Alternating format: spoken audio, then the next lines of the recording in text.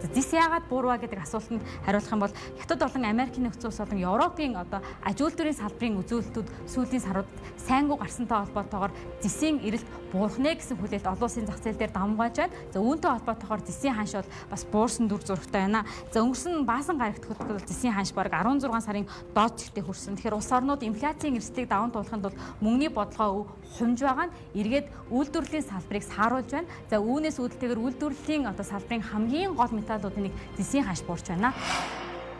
Өнгөрсөн 7 хоногт зисийн зах зээл дээр маш том хөдөлгөөн боллоо. Ер нь бол энэ оны 3 сард зисийн ханш оргил ханштай хүрч исэн. Энэ оргил ханшаас одоо бол 25% буурчаад байна. Яг өнгөрсөн 7 оны 5 дахь байдлаар. Тэгэхээр нөлөөлж байгаа гол хүчин зүйл нь вэ гэхлээр төв банкны шийдвэрүүд зисийн эрэлт бүрдүүлдэг хятад улсын аж үйлдвэрийн мэдээнүүд энэ 7 хоногт бас бууралтай гарлаа. За энэ нь бол зах зээлд гинтийн шокийн хөдөлгөөнүүдийг бий болгож байна. Тэр олон улсын зах зээлийн ерөнхий хандлагыг харах юм бол хэдийгээр таамаглахад бэрх тодорхойгүй нөхцөл байдал үүсээд байгаа боловч манай голлох түүхүүдүүдийн хувьд бол ханшийн хувьд огцом унтаа ажиглахдаггүй байна. Хамгийн гол нь бид яг энэ үед экспортоо боломжит хэмжээгээрээ одоо хийх шаардлагатай байна.